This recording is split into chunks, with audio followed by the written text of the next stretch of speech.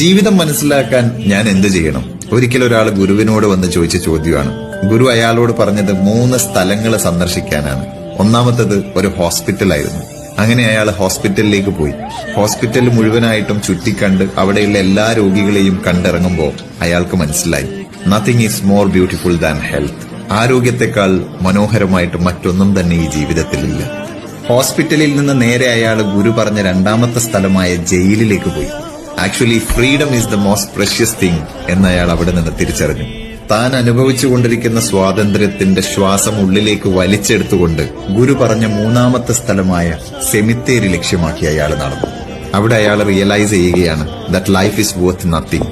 ജീവിതം ഒന്നുമല്ല. The ground we walk on today will be our roof tomorrow. നമ്മളിപ്പോ ചവിട്ടി നടക്കുന്ന നിലം നാളെ നമ്മുടെ റൂഫ് ടോപ്പാണെന്ന തിരിച്ചറിവ്. Live life to the fullest. You never know what tomorrow holds.